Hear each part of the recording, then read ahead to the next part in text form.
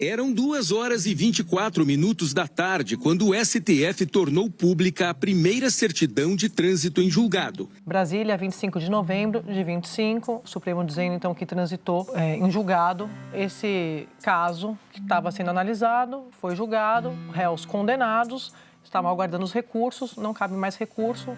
Sem novos recursos apresentados, o que o ministro Alexandre de Moraes entende? Que já está com o trânsito em julgado. Agora vem a segunda parte, execução da sentença em relação a eles. 3h mais 31, hora de Brasília. O ministro do Supremo Tribunal Federal, Alexandre de Moraes, decretou agora há pouco a execução da pena do ex-presidente Jair Bolsonaro e de outros réus do núcleo crucial da trama golpista. As prisões encerram a investigação, que começou em 18 de dezembro de 2023. O julgamento foi em setembro e demorou 5 dias. Jair Bolsonaro e outros 6 réus foram condenados por 5 crimes: organização criminosa, abolição violenta do Estado Democrático de Direito, golpe de Estado, dano qualificado e deterioração de patrimônio tombado. Bolsonaro foi condenado a 27 anos e 3 meses de prisão. Os demais 6 réus, com penas que variam de 16 a 26 anos de prisão em regime fechado, são Almir Garnier, ex-comandante da Marinha, Anderson Torres, ex-ministro da Justiça, Augusto Heleno, ex-ministro do Gabinete de Segurança Institucional, Paulo Sérgio Nogueira, ex-ministro da Defesa, Walter Braga Neto, ex-ministro da Casa Civil, e o deputado federal Alexandre Ramagem, do PL. Já o tenente-coronel Mauro Cid, delator, começou a cumprir, no início de novembro, a pena de 2 anos de reclusão em regime aberto. Da redação do G1, eu sou Natuzaneri e o assunto hoje é: Bolsonaro em regime fechado e a inédita prisão de militares da mais alta patente por tentativa de golpe. Neste episódio, eu converso com a jornalista Ana Flor, colunista do G1 e comentarista da Globo News. E com Carlos Fico, professor de História do Brasil da Universidade Federal do Rio de Janeiro. Fico é autor de diversos livros, entre eles Utopia Autoritária Brasileira: Como os militares ameaçam a democracia brasileira desde o nascimento da República até hoje. Quarta-feira, 26 de novembro. Ana, 25 de novembro de 2025, o dia em que militares de alta patente foram presos por tentativa de golpe de Estado.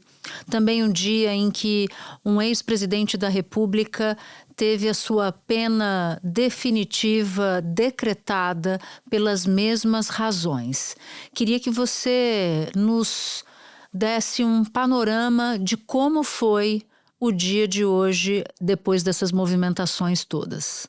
Natuza, acho muito importante a gente ressaltar a normalidade como se deu todo esse processo de prisão, não só de Jair Bolsonaro, mas também dos militares. A gente está falando aqui de generais presos num processo que terminou, trânsito em julgado.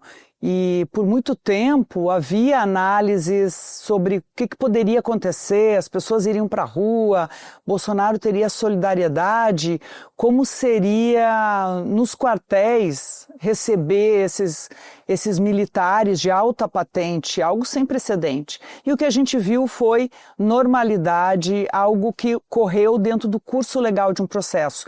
E também sem aquelas ações muito midiáticas que a gente viu em prisões de outras pessoas famosas, como, por exemplo, na Lava Jato. E isso foi uma determinação muito específica do relator, o ministro Alexandre de Moraes. Pego aqui um trecho da decisão dele de sábado sobre como tinha que se dar a prisão de Bolsonaro, dizendo que tinha que ser cumprida com todo o respeito à dignidade do ex-presidente, sem a utilização de algemas e sem qualquer exposição midiática. E assim se deu. Então, não se pode reclamar que houve uma exploração da imagem ou algo que de alguma maneira ferisse a dignidade de qualquer um dos presos. Acho isso bastante importante porque faz parte, com a normalidade em si, com a aceitação dentro das forças políticas, claro, que se manifestaram, mas sem pessoas nas ruas, o quanto isso indica a normalidade do processo democrático. Bom, e de todos os presos na terça-feira, Anderson Torres, ex-ministro da Justiça, me parece o que ficou em pior situação, né? Porque ele foi o único a ir, pelo menos até aqui, para um presídio comum. Vai ficar numa ala que é uma ala meio que especial para policiais condenados, mas ainda assim um presídio comum.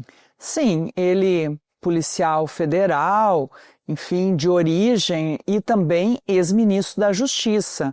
Então dá para compreender porque ele vai para uma ala especial, mas ele chega no sistema prisional. O ex-ministro da Justiça, Anderson Torres, condenado a 24 anos de prisão, não estava em casa quando a PF foi buscá-lo. Ele foi encontrado no escritório de seu advogado e levado para o complexo penitenciário da Papuda, na ala do 19º Batalhão de Polícia Militar. Então é o único. O que a gente está vendo aqui são militares em instalações militares da Marinha, do Exército. O almirante Almir Garnier, ex-comandante da Marinha, vai cumprir a pena de 24 anos de prisão na estação Rádio da Marinha. E chegou nesse comboio às 4h45 da tarde. Os generais da reserva, Augusto Heleno, ex-ministro do Gabinete de Segurança Institucional, condenado a 21 anos, e Paulo Sérgio Nogueira, ex-ministro da Defesa, há 19, estão no Comando Militar do Planalto. O general da reserva, Braga Neto, ex-ministro da Defesa e da Casa Civil e candidato a vice na chapa de Bolsonaro, está preso desde dezembro do ano passado, na 1ª Divisão do Exército, na Vila Militar do Rio de Janeiro. Condenado a 26 anos, agora a prisão preventiva se converte em execução da pena. E o próprio Jair Bolsonaro, que, segundo a decisão do ministro Alexandre de Moraes, permaneceu na Polícia Federal. Havia aquela questão, um pedido para que ele ficasse em casa por questões de saúde, dúvida se ele iria também para a Papuda, né, que é um presídio comum, mas ficou na Polícia Federal, uma sala que na prática, quando a gente conversa até com investigadores, já vinha sendo preparada para ele. Desde sábado, Jair Bolsonaro está preso nesta sala especial da Superintendência. Tem 12 metros quadrados, recém-reformada, com banheiro privativo, televisão, ar-condicionado, frigobar e uma janela. O que aconteceu no sábado antecipou e até trouxe normalidade para o que ocorreu hoje. Quer dizer, ele também, isso é uma avaliação de políticos do Centrão, até aliados de Bolsonaro, que Bolsonaro ajudou o ministro Alexandre de Moraes com a questão da tornozeleira lá no sábado, porque antecipou esse cumprimento da pena, que agora, enfim, se tornou pena pelo crime, pelo trânsito em julgado de um processo em que ele foi condenado. Aconteceu tudo de repente e longe das câmeras, ou seja, não existiu uma cena da prisão que possa ser explorada e isso é um revés para o ex-presidente. Não existiu e pode nem vir a existir porque essa prisão preventiva deve colar na que é a do cumprimento da pena. Apenas um dos que tiveram o início da sua pena decretada na terça-feira não foi preso, é Alexandre Ramagem, deputado federal, delegado de Polícia Federal, que simplesmente fugiu. E aqui cabe contar um pouco sobre a fuga de Ramagem. Ramagem deixou o Brasil ainda em setembro, logo após a sua condenação por atuar na trama golpista. Ele sai por terra de Roraima, vai até a Guiana, de lá pega um avião para os Estados Unidos, Ana, usando passaporte diplomático e um visto de turista. Quando as autoridades se deram conta, ele já estava bem longe nos Estados Unidos. O que acontece a partir de agora? Bom, com Ramagem, a própria forma como ele fugiu e o uso do passaporte diplomático coloca a Câmara dos Deputados como um ponto auxiliar dessa fuga. eu coloco simplesmente dessa forma, porque há muito tempo já se sabia que esses todos os recursos eram com grande chance de serem negados, quer dizer, a Câmara já podia ter se antecipado, recolhido passaporte diplomático, enfim. Mas não, ele continua recebendo salário. Então, o que a gente está vendo é mais um nome do bolsonarismo que teve muito poder ao longo do governo de Jair Bolsonaro. Vamos lembrar, Ramagem quase virou ministro da Justiça. Ele foi chefe da ABIN. Tem, sem dúvida, conhecimento até de segredos de inteligência do Brasil e é um parlamentar que tem o apoio da sua casa. Ele transita hoje nos Estados Unidos ainda podendo dizer que é parlamentar. Também foi decretado hoje o fim do processo contra o delegado Alexandre Ramagem, condenado a 16 anos, 1 mês e 15 dias de prisão. Mas ele fugiu do Brasil para os Estados Unidos logo depois do julgamento. Agora, ele é considerado foragido da Justiça.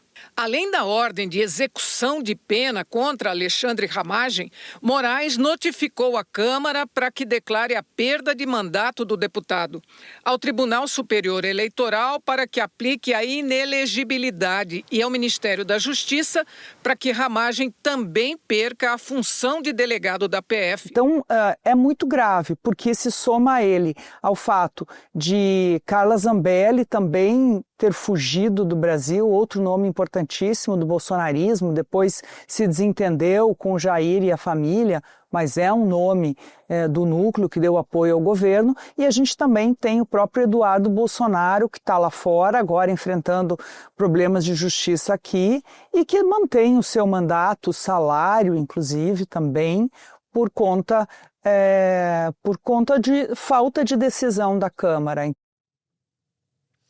Bom, as defesas dos condenados criticaram o ministro Alexandre de Moraes por concluir o processo sobre o golpe antes de apresentarem um último recurso, que são os chamados embargos aos infringentes, aos embargos de declaração.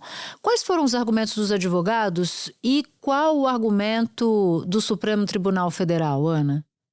Bom, o principal argumento foi de cerceamento da defesa, quer dizer, porque ainda caberiam, por exemplo, embargos infringentes, apesar que há dentro do regimento do Supremo uma cláusula que diz que quando há divergência na decisão, cabem os embargos infringentes. E isso o Supremo tem lido como 4 votos no plenário, divergentes, e 2 nas turmas.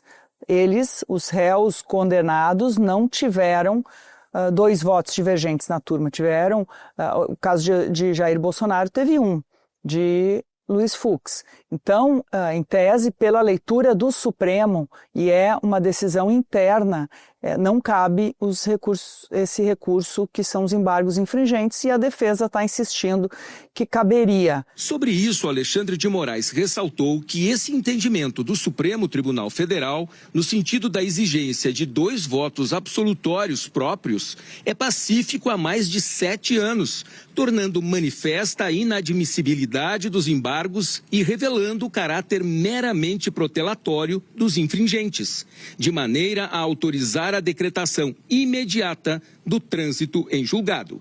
Não mudaria muita coisa a possibilidade de ter embargos infringentes, e o que disse o relator, chancelado agora pela primeira turma, que eram embargos e medidas e recursos apenas protelatórios, uma forma de estender esse período antes do cumprimento da pena. Foi um processo rápido, sem dúvida, até porque tinham réus presos, mas de qualquer maneira houve amplo espaço de defesa, mas as defesas reclamam disso. Numa rede social, a defesa de Jair Bolsonaro afirmou que o regimento interno do Supremo Tribunal Federal determina que podem ser opostos embargos infringentes da decisão não unânime da turma, sem qualquer condicionante.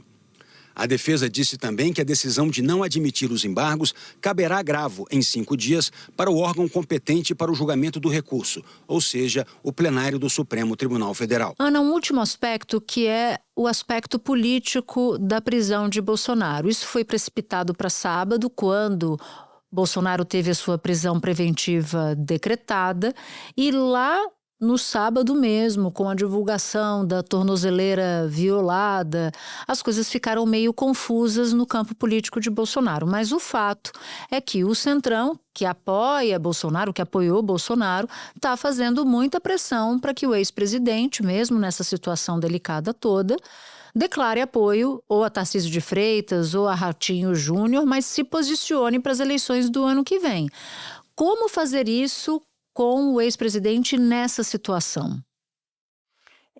Bolsonaro tem hoje duas pessoas que são seus porta-vozes, né? Flávio Bolsonaro, seu filho, senador, e Michele Bolsonaro, a sua esposa. E eles têm conduzido essa conversa, já que ele está preso. Então, a família, o desejo da família é que essa decisão não seja tomada agora, porque quanto antes tomar, maior ou mais cedo vai se dar esse esvaziamento do poder de Jair Bolsonaro, quando ele indicar quem será o seu sucessor, já que está mais do que certo que imagino que ninguém mais em torno de Bolsonaro acredite que ele poderá estar na urna e concorrer no ano que vem. O ministro Alexandre de Moraes mandou comunicar também o Tribunal Superior Eleitoral sobre a condenação de Jair Bolsonaro. O ex-presidente fica com os direitos políticos suspensos durante o cumprimento da pena. Está inelegível até 2060.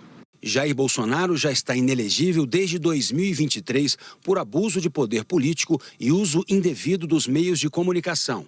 Um ano antes, Bolsonaro se reuniu no Palácio da Alvorada com embaixadores e fez acusações sem prova contra o sistema eleitoral. Agora, para o Centrão, essa decisão já está demorando muito. Falando, inclusive, sobre o que aconteceu no sábado, isso trouxe um dano para Jair Bolsonaro como pessoa que tem um poder decisório para tentar conduzir alguns processos, não só indicar quem ele vai apoiar, mas candidatos, né? O que eu ouvi de uma liderança importante do Centrão é que o próprio argumento da defesa de que Bolsonaro teve um surto quando danificou a tornozeleira é muito ruim para ele, porque isso indicaria que se o líder está louco, em surto, as suas decisões políticas não são confiáveis. Ou a outra opção, se ele realmente tentou fugir e seria mais um malandro. E é o que muita gente pode achar, né, na população em geral. Então, as pesquisas vão ter que mostrar se Bolsonaro perdeu algum apoio ou não, esse capital político que ele tem, sem dúvida tem, pelo menos aí 13% de fiéis eleitores, o quanto isso pode ter se perdido com o que ocorreu no sábado. E isso está movimentando o seu entorno, está movimentando apoios. Agora, o fato da família também estar brigando para suceder Bolsonaro, Flávio, Eduardo, num certo momento, também afasta possíveis candidatos. Eu ouço que é este o fato que coloca um pé atrás no governador de São Paulo, Tarcísio Gomes de Freitas, e que até mesmo outros nomes do Centrão pensam em concorrer sem buscar o apoio já imediato de Bolsonaro. De qualquer maneira, ele ainda tem uma possibilidade, um apoio popular grande que pode ser decisivo para alguém ir para o segundo turno. Há um distanciamento de lideranças do Centrão de Bolsonaro neste momento, pelo que ocorreu no sábado, na questão da tornozeleira em especial, essa possibilidade de ser uma tentativa de fuga, e porque agora se pressiona para que ele tome essa decisão de uma vez por todas. Ana, minha amiga, muito obrigada por ter topado conversar com a gente nesse dia que foi um dia tão importante. Bom trabalho para você. Obrigada, minha amiga, sempre aqui às ordens. Um beijo e bom trabalho. Espera um pouquinho que eu já volto para falar com o Carlos Fico.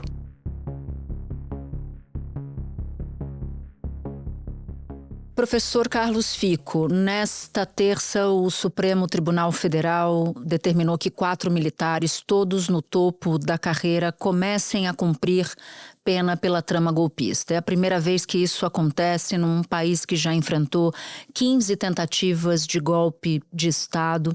Portanto, o significado é histórico neste momento. Eu quero pedir para que você relate para a gente mais sobre esse aspecto, porque o dia de hoje é um dia importante na história da nossa democracia.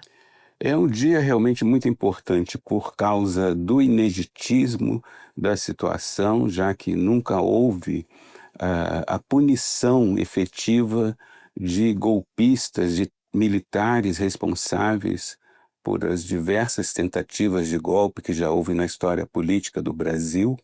É bem verdade que há alguns casos de ex-presidentes da República envolvidos em suspeitas de atividade golpista, como é o caso do Hermes da Fonseca, que chegou até a ser preso. Também o caso do Arthur Bernardes, que em 1932 foi exilado do país, e do Café Filho, em 1955, que chegou também a ser preso. Mas além do ineditismo que marca o dia de hoje, com a punição dessas pessoas condenadas pela iniciativa golpista, o outro aspecto também inédito é que nesses eventos anteriores, pois nós tivemos tantas tentativas de golpe que são múltiplos exemplos, né? E nesses exemplos anteriores, mesmo quando houve algum tipo de início de punição, ela foi interrompida depois por anistias aprovadas pelo Congresso Nacional. E mais do que isso, nenhum dos casos em que houve, por exemplo, prisão de ex-presidentes, como Hermes da Fonseca, suspeitos de atividade golpista, houve um processo regular na justiça. Foram sempre casos de punições, vamos dizer assim, disciplinares aplicadas pelo Poder Executivo. Então, além de estar havendo hoje a prisão desses condenados, é preciso destacar o ineditismo que marca, vamos dizer, um fortalecimento institucional da democracia brasileira. O ineditismo, eu dizia, de ter havido um inquérito conduzido pela Polícia Judicial, pela Polícia Federal, a denúncia pela Procuradoria da República, o julgamento pelo Supremo Tribunal Federal, que garantiu, por ser o juízo natural, por ser o juiz natural, garantiu amplo direito de defesa e o direito ao contraditório. Então, toda essa circunstância é inédita. É claro que não se celebra a prisão de ninguém, mas pode-se celebrar esse fortalecimento institucional da democracia brasileira. E o que permitiu que, depois de 136 anos de república, o golpismo fosse finalmente punido, na tua avaliação? Eu acho que há vários aspectos a considerar em relação a isso. É claro que a visibilidade e a exuberância de evidências, de provas desse último ativismo golpista colaboraram no sentido de que, alguma coisa precisava ser feita em relação a todas essas evidências. Mas eu creio que a causa estrutural mais importante é o paulatino fortalecimento institucional brasileiro que vem ocorrendo desde a Constituição de 1988, que, como todos nós sabemos, fortaleceu o Ministério Público, fortaleceu o próprio Supremo Tribunal Federal e valorizou muito a democracia. Bom, você é um exímio estudioso do universo militar, da nossa história perpassada por tantos momentos, né, pela força dos militares no país. A condenação desses oficiais, no caso oficiais generais, a gente está falando de 2 ex-comandantes de força, um ex-comandante de exército, no caso do general Paulo Sérgio, um ex-comandante da Marinha, no caso de Almir Garnier. E agora o Supremo oficiou o Superior Tribunal Militar para que avalie se esses militares permanecem ou não com as suas respectivas patentes e gozando de diversos benefícios por terem essas patentes. Vai ser a primeira vez, claro, como a gente está tratando de ineditismo, que o STM vai fazer essa avaliação. Quais são os próximos passos? Eu te pergunto isso porque antes da gente começar a conversar, eu falava com um general da reserva que conversa muito com os integrantes do STM, que diz, que garante, na verdade, que numa votação a maioria se dará pela manutenção das patentes e dos benefícios de que gozam esses militares agora presos.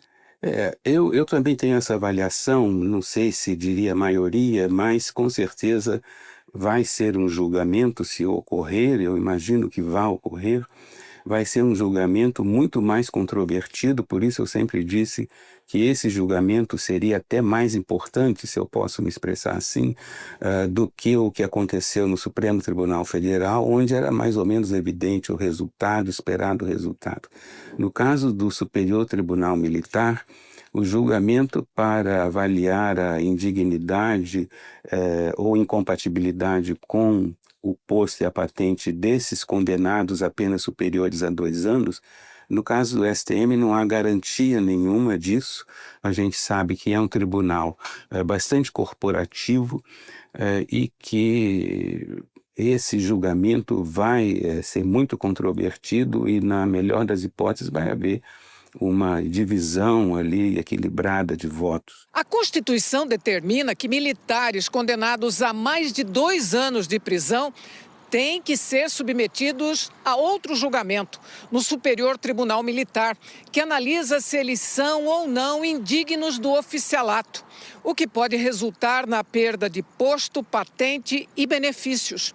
Os delegados condenados também podem perder seus cargos na PF. Então eu vou acompanhar com muito interesse esse julgamento, porque seria mais inédito do que já está sendo inédito o processo atual, se o Superior Tribunal Militar tomasse essa decisão de afastar das forças militares esses oficiais, sobretudo esses oficiais generais. Pode ser até que o STM considere outras formas de punir, porque a legislação ela considera, no caso, por exemplo, de oficiais da ativa, a possibilidade de uma punição intermediária, que é a passagem, determinar a reforma desses militares. Mas no caso dos oficiais generais que já não estão na ativa, só restaria mesmo a declaração de indignidade ou incompatibilidade com o posto e a patente. Então, vai ser um julgamento muito mais grave, muito mais complicado e controvertido, e eu diria também, em conclusão, o seguinte: para os militares, esse julgamento no STM, que é uma espécie de julgamento de honra, ele é até mais grave do que o julgamento na esfera civil. Até porque, se algum desses militares for considerado indigno para o posto e a patente, e, portanto, expulso ex officio da força a que pertencer, ele não terá direito a prisões em unidades militares, mas passará para um estabelecimento prisional civil. Então é algo que desqualifica muito a trajetória de um militar e, portanto, seria de extrema gravidade.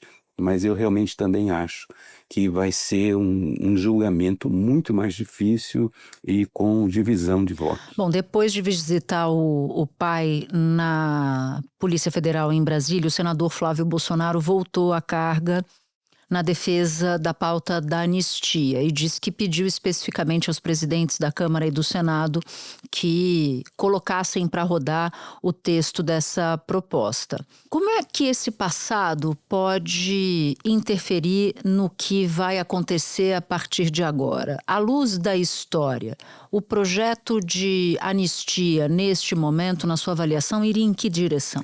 Eu tenho a impressão que é possível que aconteça a modificação das penas atribuídas a essa modalidade de crime, né, de tentativa de golpe e tudo mais. Isso até por causa das pessoas comuns, vamos dizer assim, aquelas pessoas que foram condenadas por conta da invasão das sedes dos três poderes em 8 de janeiro. É mais fácil para quem defende esse tipo de anistia disfarçada, é mais fácil argumentar em favor daquelas pessoas. E, no entanto, a diminuição das penas, evidentemente, beneficiaria não só aquelas pessoas, mas todos os demais condenados, porque a lei mais benigna retroage, favorecendo pessoas já condenadas. O partido do ex-presidente voltou a falar em anistia, um projeto que vinha respirando por aparelhos no máximo. O projeto, que já circulou na Câmara, de relatoria do deputado Paulinho da Força, reduz as penas. É aquele que ficou conhecido como projeto da dosimetria.